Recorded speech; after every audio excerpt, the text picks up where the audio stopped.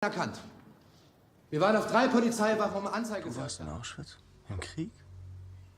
Auschwitz, das sind die Geschichten, die hier passiert sind, die liegen hier begraben. Perang Dunia Kedua telah menjadi sejarah kelam bagi umat manusia. Tentara Jerman mendeportasi orang-orang Yahudi ke kamp dan memusnahkannya. Salah satu kamp yang paling terkenal adalah Auschwitz. Bertahun-tahun setelah perang usai, orang-orang partai masih ada di mana-mana dan hidup seperti warga biasa. Propaganda yang sudah mendarah daging membuat rakyat Jerman enggan untuk mengetahui kekejaman Nazi. Mereka lebih suka hidup dalam lingkaran kebohongan. Padahal bagi penyintas yang sempat merasakan kejamnya kamp Yahudi, hari-harinya dipenuhi oleh teror masa lalu. Itulah yang membuat Johann Radmann, seorang jaksa muda, mencoba menyingkap tabir kekejaman tentara Nazi di Auschwitz. Tanpa berlama-lama lagi, inilah dia, Labyrinth of Lies. Frankfurt 1958, bertahun-tahun setelah perang usai. Kehidupan warga Jerman sudah berangsur pulih. Seorang bapak bernama Simon terlihat kelupaan membawa korek. Lalu seorang guru meminjamkan korek kepada Simon. Ketika Simon melihatnya, dia langsung syok, seakan mengetahui siapa orang ini sebenarnya. Cerita berpindah ke Johann Radmann, seorang jaksa muda yang ambisius. Dia baru saja bekerja di Kejaksaan Kota Frankfurt dan baru menangani kasus-kasus ringan seperti pelanggaran lalu lintas. Di hari itu, dia bertugas untuk menangani kasus pelanggaran lalu lintas seorang wanita bernama Marlin Wonrak. Hal itu membuat Marlin jengkel, dan mau tidak mau, dia harus membayar dendanya. So, Strafe bezahlt. Darf ich jetzt gehen oder muss ich trotzdem ins Gefängnis? Teufel nochmal. Die hat Pfeffer. Di saat Johann bekerja, dia mendengar suara ribut-ribut dari luar. Seorang wartawan bernama Genilka datang menemani Simon sambil membawa aduan bahwa Simon telah melihat Schultz, salah satu anggota Waffen SS yang bertugas di Auschwitz. Dia heran, kenapa seorang pembunuh bisa menjadi guru. Reaksi para jaksa di sana tidak peduli dengan semua yang telah terjadi di masa lalu. Akhirnya Genilka diusir dan para jaksa membubarkan diri. Johann tertarik mengusut kasus ini, langsung mengambil surat aduan Genilka dan pergi ke dinas pendidikan. Dia meminjam dokumen Schultz dan curiga karena ada beberapa halaman yang hilang.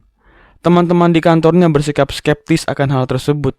Mereka menganggap kejahatan Jerman di masa lalu adalah konspirasi. Hal itu tidak menyurutkan Johann. Dia pergi ke kantor pusat arsip dan disambut oleh seorang perwira yang berjaga. Tapi karena Johann tidak memiliki otoritas yang jelas, dia tidak diperbolehkan masuk ke ruangan arsip. Saat Johann rapat bersama jaksa Bauer, dia melaporkan penelitiannya tentang kasus Genilka kemarin. Jaksa kepala menerima laporannya dengan sikap yang meremehkan.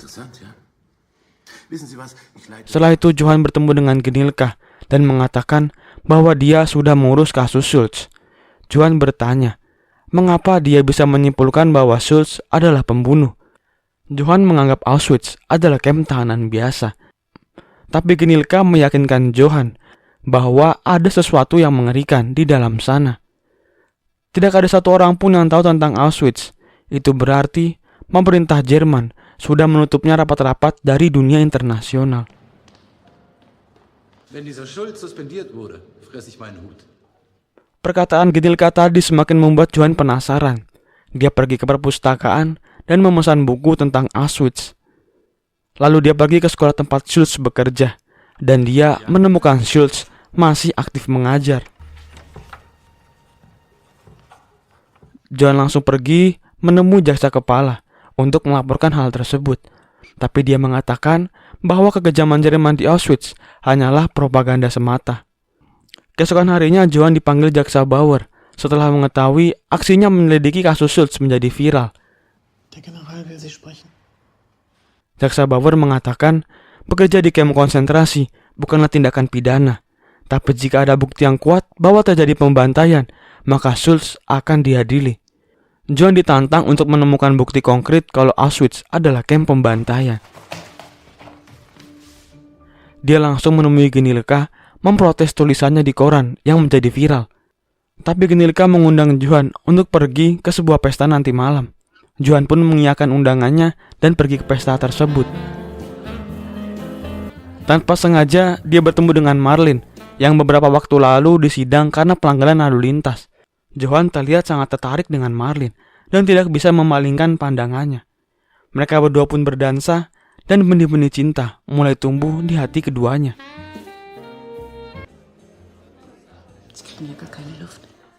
Tidak terasa waktu semakin larut.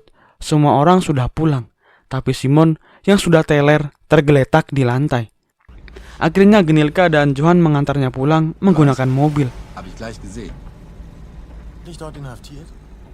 War er, aber sprich nicht drüber. Sesampainya di rumah, mereka mengganti baju Simon dan Johann melihat tato tanda tawanan camp. Mereka berdua langsung mencari bukti pembantaian yang terjadi di Auschwitz, mengingat Simon adalah salah satu saksi di sana. Tapi saat mereka semua sedang sibuk mencari, Simon terbangun dan langsung mengusir mereka berdua. Untungnya Johann berhasil menyembunyikan beberapa dokumen. Mereka membacanya dan menemukan nama-nama tersangka yang melakukan pembantaian di Auschwitz. Und hier haben sie die Namen der Mörder aufgeschrieben. Johann langsung mengajak Genilka ke rumah jaksa Bauer dan menyerahkan temuannya. Sind offizielle Listen der Lagerleitung Auschwitz. Temuan Johann tentu menjadi titik terang dari kasus ini. Johann ditugaskan oleh jaksa Bauer untuk menjadi pemimpin penyelidikan dan mengungkap bukti yang lebih besar agar bisa segera memulai persidangan. Johann dengan semangat pergi ke rumah Simon, menanyakan dari mana dia mendapat dokumen ini. Simon bercerita, saat pembebasan camp, dia dan tawanan lainnya mengambil dokumen-dokumen yang tersisa. Johann pun menginginkan Simon untuk menjadi saksi pertamanya. Schulz, was hat er getan? Aber ein Schwein. Tapi dia menolaknya dan menganggap pemerintah Jerman tidak akan serius mengurus kasus ini. Johann pun pergi. Dan keesokan harinya, mereka semua bersantai sambil bermain monopoli. Tapi di tengah perbincangan, tiba-tiba ada seseorang yang melemparkan batu dengan lambang partai Nazi. Hal itu tentu saja membuat Genilka marah. Kejadian kemarin tidak menyurutkan niat Johann untuk mengungkap kejahatan di balik Auschwitz. Dia berhasil mendapatkan kontak Hermann Langbein, seorang ketua kelompok penyintas camp Auschwitz. Johann langsung menghubunginya dan mengajak salah satu penyintas untuk dijadikan saksi. Tuan Biczynski menjadi saksi pertama yang diinterogasi. Dia berada di Auschwitz selama 2 tahun sejak 1943 sampai waktu pembebasan. Biczynski menceritakan kekejaman tentara SS di sana. Ratusan ribu orang dimasukkan ke dalam sebuah pabrik dan mereka tidak pernah kembali lagi. Cerita awal dari Biczynski membuat Johann dan sekretarisnya terdiam, seakan tidak percaya. Selama ini yang mereka pikirkan tentang Auschwitz adalah penjara biasa. Johann memutuskan untuk berbicara kepada jaksa Bauer sebentar. Dia tetap akan mendengarkan kesaksian Biczynski selama berada di dalam Auschwitz. Es ist ein Labyrinth. Verlieren Sie sich nicht. Interogasi dilanjutkan, Biczynski menceritakan semuanya dari awal. Ceritanya membuat para pendengar bergidik sampai meneteskan air mata. Itu berarti selama ini Hitler dan kroninya telah menutup rapat fakta yang terjadi di sana. Dari interogasi itu, dia mendapat sebuah nama anggota SS yaitu Hans Bratner. Johann dan Genilka langsung pergi ke rumah Bratner untuk mendapat keterangan. Hans Bratner sekarang membuka toko roti kecil-kecilan. Genilka dengan gegabah akan menangkap Bratner, tapi Johann menghalanginya karena itu adalah tugas kepolisian federal. Kommen Sie. Johann pun kembali ke kantornya, dan jaksa kepala menyatakan ketidaksukaannya. Dia mempertanyakan kebenaran dan kejujuran dari para saksi. Di sini terlihat propaganda yang dilakukan oleh Nazi sudah mendarah daging. Sepulang bekerja, Johann datang lagi ke kantor arsip. Dia meminta semua dokumen anggota SS yang bertugas di Auschwitz. Niemand will das. Ihr nicht und wer auch. Ich brauche die Akten der SS-Männer, die in Auschwitz gedient haben. Kali ini dia diperbolehkan masuk. Johann dipersilakan mencari sendiri data 8.000 anggota SS yang bertugas di Auschwitz, di antara 600.000 data lainnya. Danke. Eine vor Gericht, dann kannst du auch glauben in die Weimar. Dia bekerja dan berhasil mendapatkan data dari 8.000 anggota SS. Johann dan Gedilka merayakan keberhasilan mereka mendapat identitas para anggota SS yang bertugas di Auschwitz. Mereka berdua langsung pergi ke rumah Simon dan memaksa agar Simon mau bersaksi. Simon yang sudah tidak mau memikirkan hal itu menolak dan menyerang Johann. Serangan Simon berhenti setelah melihat foto anak kembarnya jatuh. Dia mulai menceritakan setiap detil kejadian di Auschwitz dengan mata yang berkaca-kaca. Simon sekeluarga diangkut ke kamp dengan perut yang lapar dan kedinginan. Dia dipisahkan oleh istrinya dan anak kembarnya dibawa oleh seorang dokter bernama Joseph Mengele. Simon mengira anak kembarnya dapat hidup selamat dengan dokter itu. Tapi ternyata dia baru menyadari anak kembarnya dijadikan bahan eksperimen, disuntik berbagai virus, dibedah tanpa bius, dan menjahit mereka seakan kembar siam. Mendengar kesaksian dari Simon, mereka menjadi bersimpati dan menyadari kenapa Simon selalu menutup-nutupi kisahnya. Kenangan buruk akan Auschwitz seakan meneror dia setiap hari. Di kantornya, Johann mulai menginterogasi setiap korban yang selamat dari Auschwitz. Mereka menceritakan setiap detil kisahnya, membuat Johann dan sekretarisnya merinding akan kekejaman orang Jerman di sana.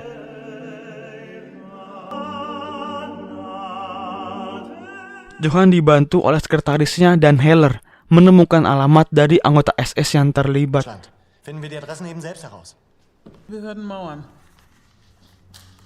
Kesaksian dari para penyintas terbayang di benak Johann sampai terbawa mimpi.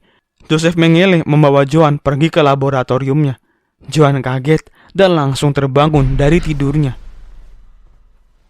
Di malam harinya, dia bersama Gedilka mengadakan pesta. Johann meyakinkan Gedilka untuk menangkap Mengele dan mengadilinya.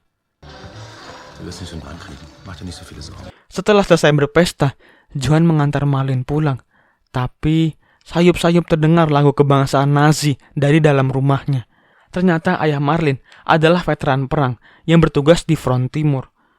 Setiap bulan ayah Marlin dan teman-temannya berkumpul untuk mabuk. Marlin sudah muak dengan kelakuan ayahnya dan memutuskan untuk menginap di rumah Johann. Di rumah Johann, akhirnya mereka berdua bercinta untuk pertama kalinya. Keesokan harinya, Johann kembali bekerja, mengumpulkan alamat dari para tersangka.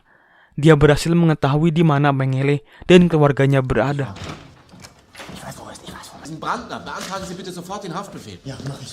Mengele sekarang berada di Argentina, dan Johann langsung mengeluarkan surat penangkapan ke polisi federal.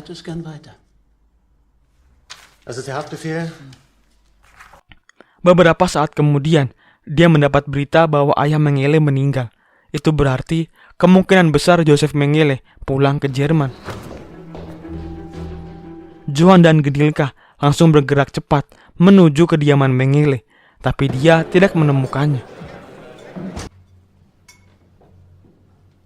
Lalu Johann menyuruh salah satu pembantu di sana untuk melapor jika Mengele pulang ke rumahnya.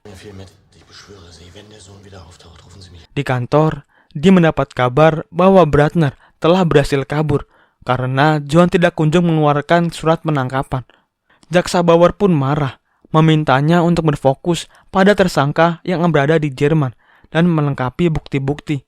Johann pun kembali bekerja, memilah foto-foto bukti kekerasan di Auschwitz, dan dia menemukan bukti kuat keterlibatan Alois Schultz. Foto tersebut menjadi bukti konkret, dan mereka pun menangkap Alois Schultz. Interogasi dimulai, Johann menunjukkan foto keterlibatannya, dan Alois Schultz tidak dapat mengelak dari segala tuduhan yang ada. Johann berhasil menahan tersangka pertama. Johann beserta timnya terus bekerja, memilih anggota SS yang terlibat dalam sebuah kejahatan perang. Keesokan harinya, dia diundang ke rumah Jaksa Bauer.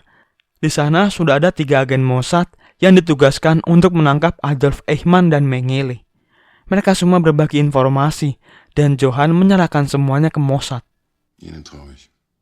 Singkat cerita, Johan mulai bergerak menangkap para tersangka dan menginterogasinya. Para dedengkot Nazi berkeliaran dengan bebas dan melakukan pekerjaan seperti orang biasa. Para tersangka tidak bisa mengelak dan mengakui semua kebiadabannya. Lalu saat Johan sedang diwawancara, tiba-tiba Genilka datang dan memberi kabar bahwa Simon mengalami serangan jantung. Di rumah sakit, Simon meminta mereka berdua untuk pergi ke Auschwitz, tapi Johan menolaknya dengan alasan harus mengurus sidang terlebih dahulu. Keesokan harinya, Johan mendengar kabar bahwa agen Mossad telah menangkap salah satu dedengkot Nazi, Adolf Eichmann. Tapi target utama mereka, yaitu Mengele, telah kabur ke Paraguay. In Paraguay. Johan langsung mengunjungi salah satu agen Mossad. Dia mengungkapkan kekecewaannya dan terus meminta bantuan Mossad. Tapi mereka beralasan bahwa Mengele bukanlah prioritas. Sebuah harapan muncul. Pegawai dari Mengele datang dan memberitahu keberadaannya. Johan langsung bergegas, tapi di tengah jalan, mobil yang ditumpanginya mogok. Seketika itu juga, harapan menangkap Mengele menjadi sirna. Dia berjalan lemas ke kantornya dan menemukan ibunya berkunjung. Was machst du in Frankfurt, Mutter? Ibunya mengatakan akan menikah lagi dengan Gustav, salah satu anggota partai Nazi. Jelas Johan menolak, tapi ibunya mengungkapkan ayah kandungnya adalah anggota partai juga. Hal itu membuat pikiran Johan semakin kalut. Johan langsung pergi ke pusat arsip untuk menyelidiki keterlibatan ayahnya. Hartmann. Geboren 1898. Setelah mengetahui masa lalu ayahnya, dia mabuk dan pergi ke butik milik Marlin. Dia mengatakan ayah Marlin juga terlibat dalam pembantaian di Auschwitz. Johan yang stres langsung mengacau, dan hal itu membuat Marlin jengkel. Kelakuan Johan semakin tidak terkontrol. Dia mabuk bersama Genilka di taman. Di tengah mabuknya, Genilka bercerita bahwa dia ditugaskan ke Auschwitz. Tentu saja Johan menjadi kesal, seakan perjuangannya mengungkap kejahatan menjadi sia-sia. Saat itu, Genilka yang masih berusia 17 tahun dipaksa berangkat ke Auschwitz. Genilka yang tidak tahu apa-apa terpaksa melihat kekejaman anggota SS. Setelah mendengar pengakuan Genilka, kelakuannya semakin tidak terkontrol. Dia mabuk di pinggir jalan dan meracau tidak jelas, menuduh setiap orang yang lewat sebagai anggota partai. Dia merasa gagal dan mengundurkan diri dari tugasnya setelah mengetahui semua orang terdekatnya adalah anggota partai Nazi. Dia membereskan barang-barang dan berpamitan dengan timnya. Keesokan harinya, Johan mengunjungi Simon, menceritakan keluh kesahnya saat itu. Johan berjanji akan mengunjungi Auschwitz bersama Genilka dan berdoa di sana demi Simon.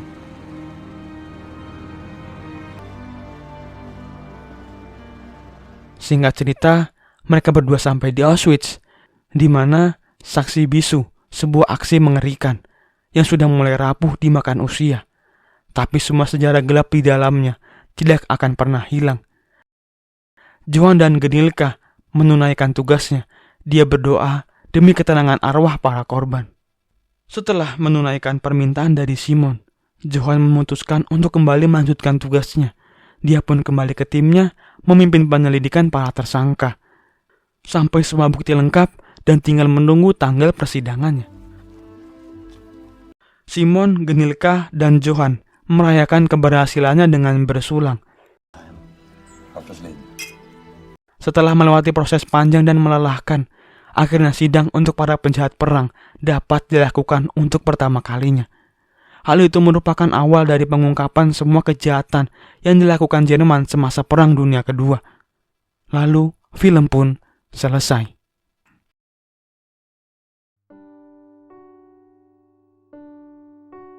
Segitu aja alur cerita kali ini. Semoga kalian dapat terhibur dan sampai jumpa di video seru lainnya.